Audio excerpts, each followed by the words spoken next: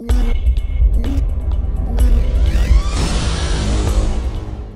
guys, Evrelia here. This is my 5.2 destruction guide. Finally. First I'll talk a bit about the stat priorities, then any essential talents, and then we'll jump right into how to play the spec. For destruction, your stat priorities will vary depending on whether you're primarily single targeting or AoEing. Now when I say AoEing, I don't just mean casting AoE spells, I mean any kind of fight where you're not doing your standard single target rotation, so fights where Chaos Bolt, Shadowburn, or Fire and Brimstone are making up a big portion of your damage. Mastery, the stat priorities are going to change. So first of all, your main stat is Intellect. Next you want to be hit capped, which is equal to 5100 rating or 15%. Next we have other secondary stats. Now for single target, haste and crit are equal, with mastery slightly behind. The difference between haste and crit doesn't really matter, so you can choose whichever one you want. However, if you have got the new meta gem and some of the new PPM trinkets, they benefit from haste, so I personally would go for haste instead of crit. For AoE, or fights where Chaos Bolt and Shadowburn make up significant portions of your damage, Mastery takes over and becomes significantly better than the other two, so you need to reforge between fights depending on what you're going to be doing. Personally, I only tend to play Destruction on the fights where I want to do a heavy amount of sustained AoE or Shadowburn cleaving, so Mastery is usually my stat of choice. For gemming, you should use 80 Intellect and 160 Mastery in red slots, 320 Mastery in yellow slots, and 160 hit and 160 Mastery in blue slots. Now obviously you would change this to a relevant haste or crit gem depending on whether you're single targeting or AoE. Now at certain gear levels, particularly very low gear levels, you might prefer a gemming setup which is more along the lines of 160 int in red slots, 80 int and 160 mastery in yellow slots, and then 160 hit and 80 intellect in blue slots. Now this depends upon the value of intellect relative to mastery. If you're worried about this, you can always run your character through Simcraft, and I've linked my Simcraft guide here to teach you how to do it. But you should be fine going for the first gem setup that I mentioned. Talents in MoP are mostly situational choices. Here's a good default set of talents, but you want to consider these based upon the needs of every encounter. The level 75 row is one that's mostly important for DPS. Grimoire of Supremacy and Service are typically the better talents for single target DPS. It doesn't matter whether you use Supremacy or Service because the DPS difference is negligible. It's not really viable to use Grimoire of Sacrifice as single target anymore, but on fights with a heavy amount of Chaos Bolt or Shadowburn damage, this is an option and it can be a very good one. For your pet, you'll use the Observer unless there's heavy target swapping, in which case the Imp can be used to prevent him from having to run so much. Now that the basics are out of the way, let's talk about how to play. Destruction is about managing your burning embers and using those embers when you have various procs or buffs active in order to do very high damage in a small burst window. Let's talk about your basic spells. You've got one main dot, which is Immolate. Immolate critical ticks will generate one ember bit. You should use Immolate on any targets that will live long enough to tick twice. You have Conflagrate, which has 2 charges. These charges regenerate every 12 seconds. When you cast Conflagrate, you gain a buff called Backdraft. It has 3 stacks and reduces the mana cost and cast time of your next 3 Incinerates or your next 1 Chaos Bolt. You can use Conflagrate twice in a row to get 6 stacks of Backdraft. Your main filler spell is Incinerate. Incinerate generates an ember bit on hit or 2 if it crits. You also use Rain of Fire.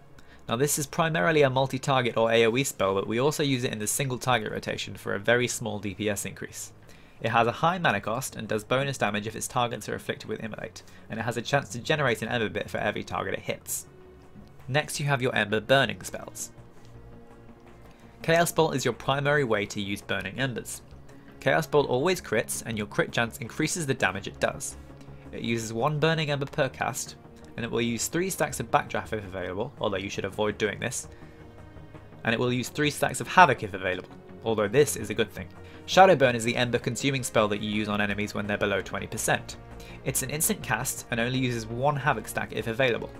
When you use Shadowburn, you regain 15% of your mana after 5 seconds, and if the target dies within 5 seconds of you casting Shadowburn, you gain 2 burning embers back. You also have Fire and Brimstone. This consumes an ember and gives you a buff. Whilst you have this buff, your next Immolate, Incinerate, Conflagrate or Curse will hit all targets within 15 yards of a target, but will do less damage. Your main cooldown ability is Dark Soul Instability. This gives you a huge crit boost temporarily. So let's talk a bit about the opener. At the start of the fight you should use a potion of the Jade Serpent and cast an Immolate.